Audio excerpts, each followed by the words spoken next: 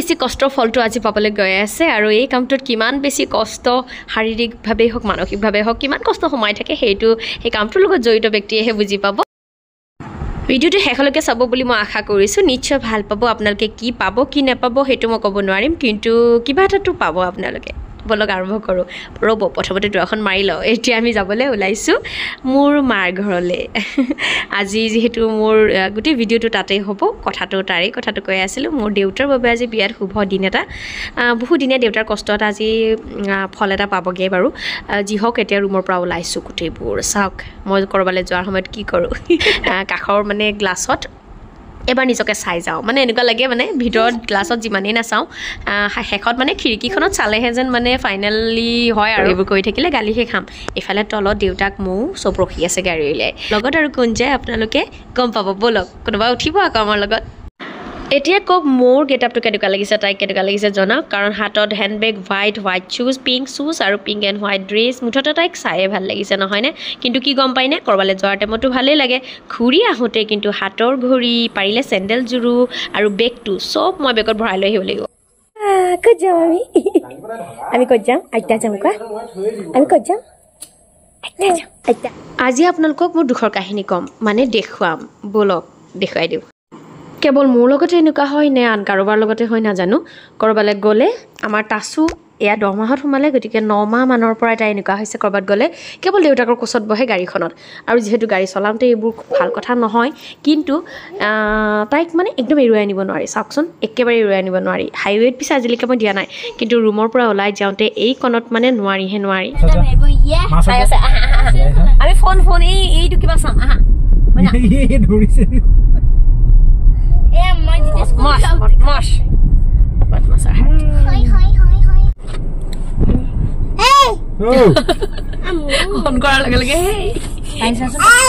এতিয়া মোৰ তাত আহা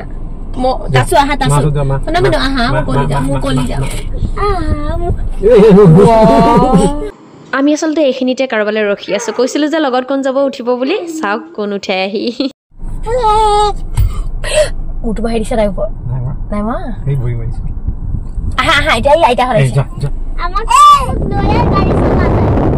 তাচুক লগ পাবলৈ আইতা বহুত বেছি হেঁপাহ হৈ আছে কাৰণ সৰুতে তাই গাত থাকোঁতেও আইতা মোৰ লগত আছিলে দেখিছে আপোনালোকে ব্লগত আৰু তাই জন্মৰ পিছতো আছিলে এতিয়া 6 মাহমানৰ মূৰত তাইক দেখিছে মানে মোৰ মাহী এতিয়া যিহেতু নিজৰ ঘৰলৈ আহিলে চিফ্ট হ'ল গতিকে মোৰ ওচৰতে হয় আজি চব একেলগে আমাৰ ঘৰলৈ বুলি যাত্ৰা আৰু এয়া চাওক মোৰ আইতাৰ সকলোতকৈ ভাল পোৱা বস্তুটো তামোল অবিহনে মোৰ আইতা থাকিবই নোৱাৰে তামোল নাখালে যে কি হৈ পৰে ক'ব নোৱাৰি আৰু তাতে বগা আইতাজনী তামোল খাই ৰঙা কৰি থৈ মুখখন বৰ ভাল লাগে দেখি আৰু ময়ো খাই ভাল পাওঁ এনেদৰে কোনে কোনে খাই ভাল পায় জনাবচোন হীৰামতি ছটিয়াই দিছোঁ আকৌ আইতাক বাৰু ঘৰখন পালোহি এতিয়া ঘৰৰ গেট পাওঁ সেয়া ব'লক তাৰে পৰিৱেশটো আপোনালোকক দেখুৱাই দিওঁ আজি যিহেতু ইয়াত উদুলি মুদুলি পৰিৱেশ ব'লক আমি ঘৰলৈ আহিলে গাড়ীখন যেতিয়াই গেটত ৰাখোঁ তেতিয়াই গোটেই কুকুৰজাকে আমাৰ দেউতাই বৰ ভাল পায় ইহঁতে মানে আগুৰি ধৰি মানে একদম যিখন ফূৰ্তি কৰে নহয় সঁচাকৈ ইহঁতেও আমাক চিনি পোৱা হৈ গৈছে আহি পোৱাৰ লগে লগে ইহঁতৰ চেলফি আৰম্ভ হৈয়ে গ'ল আপোনালোকক প্ৰথম মই বাহিৰৰ পৰিৱেশটো দেখুৱাব আজি অনুষ্ঠানটো হ'ব আবেলি আৰু এতিয়া সেইকাৰণে অকণমান ৰ'দটোৰ কাৰণে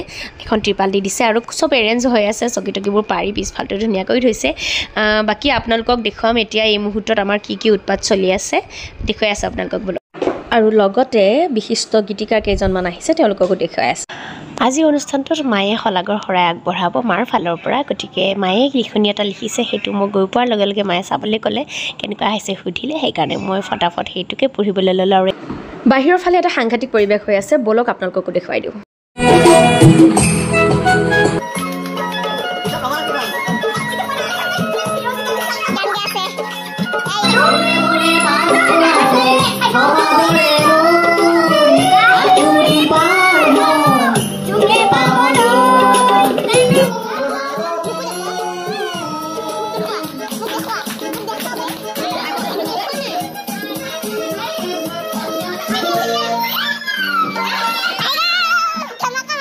যিয়ে অনুষ্ঠান নহওক ঘৰৰ যেতিয়া গোটেইবোৰ লগ হওঁ আমাৰ পৰিৱেশ সদায় এনেকুৱা হৈ থাকে আপোনালোকৰ কপচোন কেনেকুৱা লাগিছে বাৰু আৰু কাৰ মাকৰ ঘৰত চব লগ হোৱাৰ পিছত এনেকুৱা হয় মানে দাদাহঁতো আহিছে বৰ্তাৰ ল'ৰা গতিকে চব লগ হৈ ঠিকছে গান গাইছে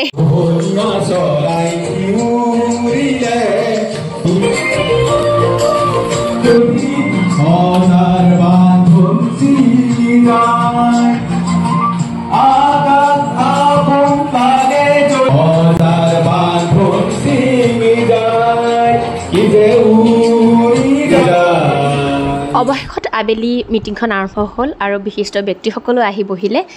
চিপাঝাৰৰ আমাৰ দৰঙৰ সাহিত্যৰ লগত জড়িত বহুত কেইজনমান বিশিষ্ট ব্যক্তি আহিছে আৰু বহুত বেছি ধুনীয়াকৈ মিটিংখন পাৰ হ'ল। আচলতে আপোনালোকে চাগে এতিয়ালৈকে মই আপোনালোকক কোৱা নাই যে উদ্দেশ্যটো কি। আজি উদ্দেশ্যটো হৈছে মোৰ দেউতাই এখন উপন্যাস লিখিছিলে, সেইখন আজি মুকলি কৰিব দেউতাই। সেইকাৰণে ঘৰতে মিটিংখন পতা হৈছিলে। সেইকাৰণে কৈছোঁ সাহিত্যৰ লগত জড়িত যথেষ্ট ব্যক্তি আহিছে, চিপাঝাৰৰ বিধায়ক মহোদয় আহিছে। বাকী আপোনালোকক অকণমান থুলমূলকৈ দেখুৱাবলৈ চেষ্টা কৰিছোঁ। বহুতকেইখন কিতাপ লিখিলে দেউতাই, এইবাৰ উপন্যাসখন লিখিছে, উপন্যাস প্ৰথমবাৰৰ বাবে লিখিছে।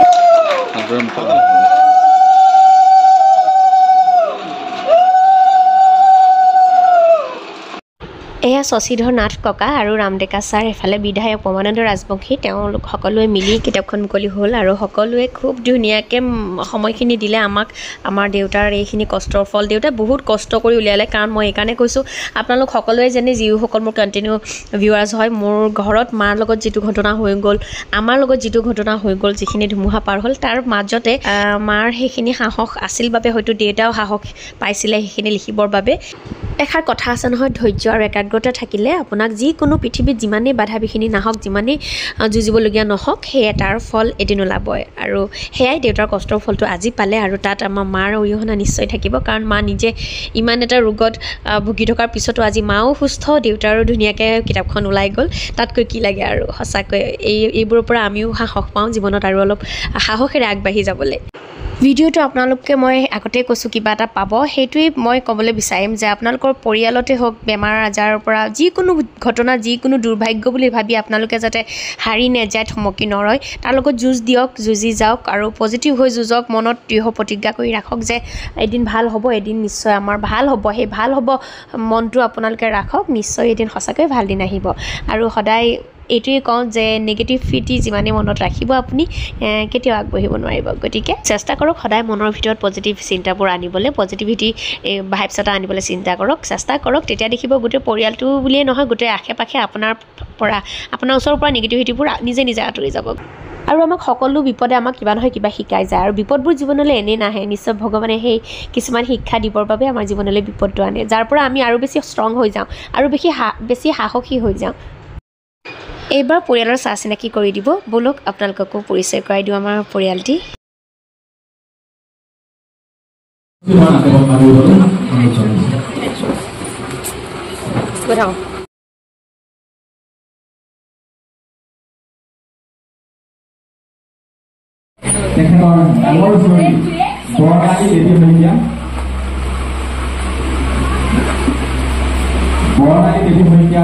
স্বামী অৰ্থাৎ ৰামচৰণ বৰজোৱাই জিতেন কুমাৰ শইকীয়া, জিতেন শইকীয়া আৰু বৰ্ণালী শইকীয়াৰ যৌথ জীৱনৰ সাথী ৰামচৰণৰ ডাঙৰ নাতিনী মৌমিতা শইকীয়া, মই সকলোৱে মাতিছোঁ। আৰু কনিষ্ঠা নাতি তেখেত পলাত আছে। দ্বিতীয়গৰাকী কন্যা বনজ্যোৎস্না দেৱীৰ স্বামী আৰু এই পৰিয়ালৰ কনিষ্ঠ জোৱাই।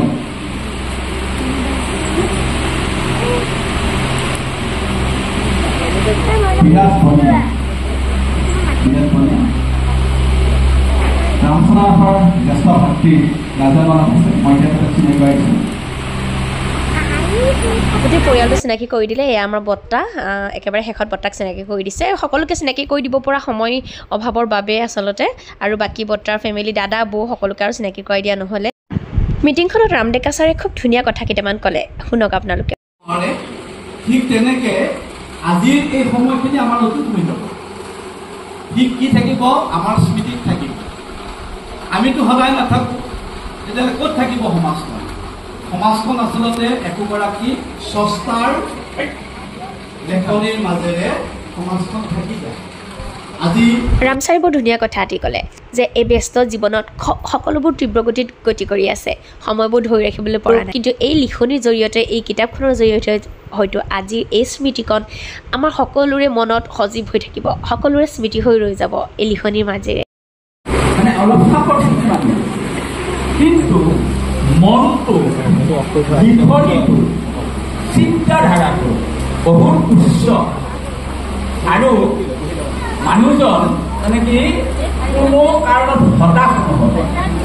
যিটো এটা দুৰ্যোগ ৰামচন্দ্ৰ নাথৰ ঘৰত উপস্থিত হ'ল, তাৰ মাজত ছোৱালীৰ বিয়া, তাৰ মাজত লিখনি, এজনো নহয় মানে কম, যাৰ অসুখ হৈছে তেওঁ কম নহয়। আৰু যি গৃহস্থ, যিয়ে মানে গোটেই চম্ভালিব লাগে ছোৱালীৰ বিয়াকে ভিতৰ কৰি, এই গোটেই কথাটো চব মানে এওঁ কম নহয়। গতিকে এনে এজন ব্যক্তি ৰামচন্দ্ৰ নাথ চাপৰ মানুহ, কিন্তু মন আৰু তেওঁৰ বুদ্ধি কৌশল বা সমাজৰ লগত ৰামচন্দ্ৰ নাথৰ যিটো এটা সৌহাৰ্দ্যপূৰ্ণ ব্যৱহাৰ আৰু ঘৰখন এটা সাংস্কৃতিকপূৰ্ণ ঘৰ। আজি যিবিলাক মানে ইয়াতে অনুষ্ঠান পৰিৱেশন হৈছে সাংস্কৃতিক, সৰু ছোৱালীটো ৰাতিপুৱা মোৰ তেওঁ সৰু ছোৱালীটো কিবা এটা ওলাই সেইটো চাবাই। আৰু ময়ো মোৰ দুগৰাকী মোৰ ছাত্ৰী, সিহঁতে মোক ভাল পায়, আপোনালোকক বস্তু দিয়াতে মোবাইল বেছি দিছে। গতিকে জানক অনুষ্ঠানটো বৰ সুন্দৰ হৈছে। আৰু ৰামচন্দ্ৰ নাথৰ কিতাপৰ বিষয়ে ইতিমধ্যে কথাবিলাক হেৰি কৰিছে, মানে পঢ়িলে লিখাৰ যিটো ঠাঁচ।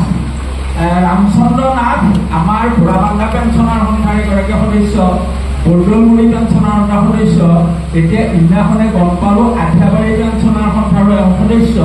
গতিকে এই সন্থাবিলাকতো আমাৰ যিটো ৰসৰ মানে এটা অনুষ্ঠান হয়, ইয়াৰ গোটেই দায়িত্বটো ৰামচন্দ্ৰ নাথৰ। এতিয়া ৰামচন্দ্ৰ নাথৰ মানে জীৱনীটো পঢ়া হয়, তেতিয়াহ'লে সেইটো মানে মধুৰেণ সমাপয়ত মানে অতি সুন্দৰ আৰু মানে বিভিন্ন ধৰণৰ হাস্যৰসেৰে তেওঁৰ যিটো মানে জীৱনী, পৰিয়াল, নাতি নাতিনী সমস্ত কুশলে থাকক। আৰু ৰামচন্দ্ৰ নাথে ইয়াতকৈও তেওঁৰ লিখনিৰ জৰিয়তে সমাজত এগৰাকী আৰু প্ৰতিষ্ঠিত ব্যক্তি হিচাপে তেওঁ সমাজত স্বীকৃতি লাভ কৰক, এনেকুৱা কামনা কৰি মোৰ বক্তব্য সামৰণি কৰিছোঁ। সভাপতি মহোদয় আৰু আজি আমাৰ বাসগৃহত উপস্থিত হোৱা সাধুতি সাহিত্যপ্ৰেমী চৰকাৰ সদস্য ব্যক্তি, মই আচলতে অকণমান কিবা এটা ভিন্ন ঠাইৰ পৰা মিলিত হোৱাহে মই চৰকাৰ সুধী মণ্ডলী নাজানো জনক কিদৰে আপোনালোকৰ অপাৰক মই যে দুৰ্ভগীয়া হতভগীয়া এই শুভ মুহূৰ্তত আজি বিষয়টি ঐক্যসকলৰ ওচৰত কৰিব বিচাৰিছোঁ ক্ষুদ্ৰ প্ৰতিবেদন। অনাবিল আনন্দৰ জোৱাৰ উঠিছিল আমাৰ ঘৰখনত সৰু জীয়াৰীৰ বিয়া 2023-26 ফেব্ৰুৱাৰী।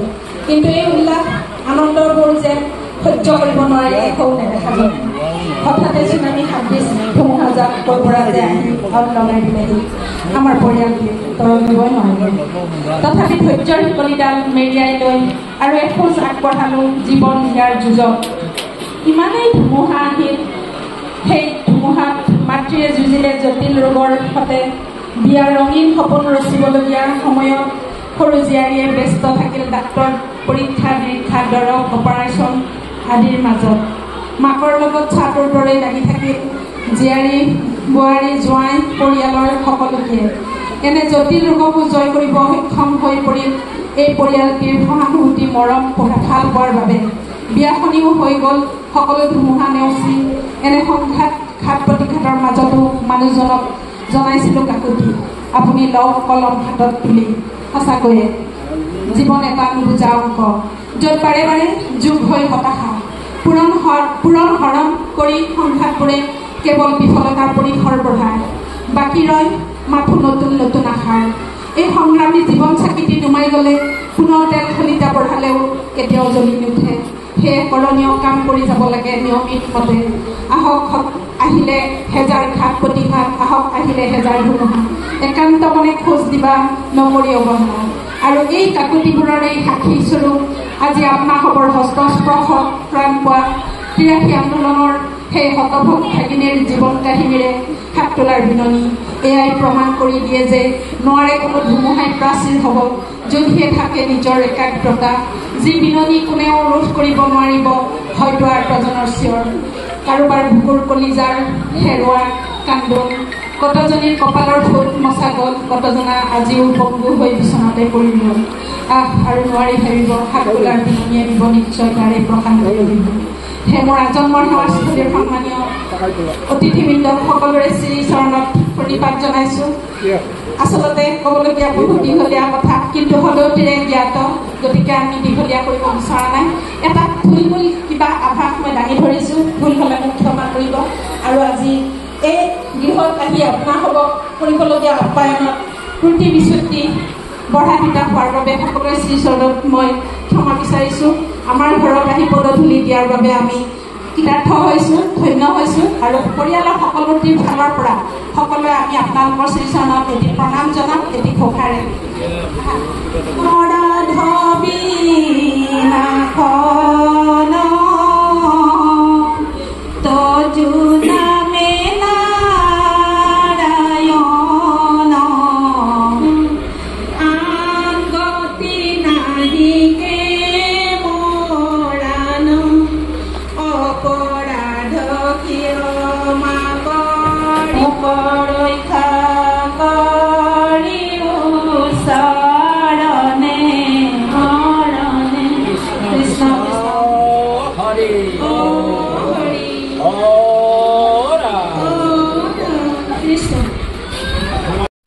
ভগৱানৰ কৃপা ভালে ভালে শেষ হ'ল আৰু মিটিংখন শেষ হোৱাৰ পিছত প্ৰতিজন সন্মানীয় ব্যক্তিয়ে আমাক যিমানখিনি আশীৰ্বাদেৰে যিমানখিনি কথাৰে আমাক মোহিত কৰিলে আমাক আশীৰ্বাদ দিলে সঁচাকৈয়ে সন্ধিয়াটি পাহৰিব নোৱাৰোঁ দিনটোৰ তুলনাত সেই সন্ধিয়াকণ খুব বেছি ধুনীয়া লাগিছিলে যেতিয়া যাবলৈ ওলোৱাৰ আগত সকলোৱে আমাক খুব ধুনীয়াকৈ উৎসাহ দিছিলে আশীৰ্বাদ দিছিলে সেই সময়খিনি সঁচাকৈ মোৰ বহুত ভাল লাগি গ'ল সেইকাৰণে তাৰ মাজতে কেপচাৰ কৰি ৰাখিলোঁ আপোনাক এয়া আমাৰ সন্মানীয় ছাৰ ৰামডেকা ছাৰ আৰু ইফালে এয়া চন্দ্ৰ ছাৰ কিমান যে ভয় খাইছিলোঁ আগতে দেখিলে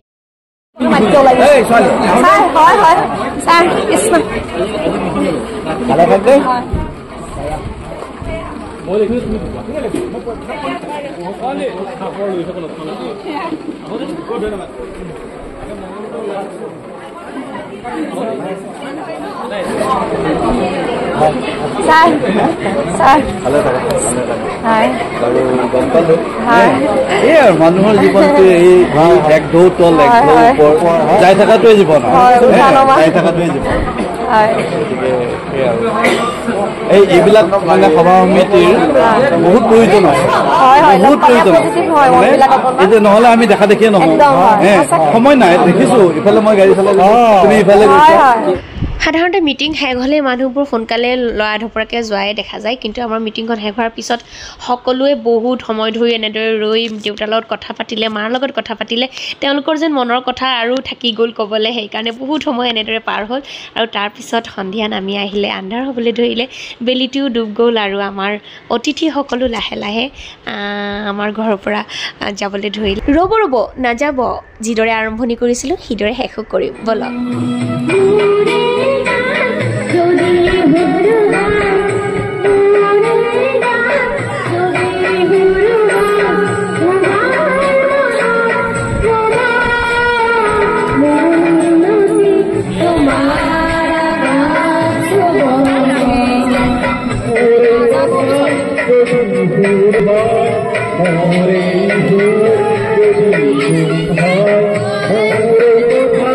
মিটিং শেষ হোৱাৰ পিছত আকৌ গোটেই ল'ৰা ছোৱালীবোৰ মানে ককাই ভনীয়েক আমি সকলোবোৰ লগ হৈ আকৌ গান গালোঁ হেঁপাহ পলুৱাই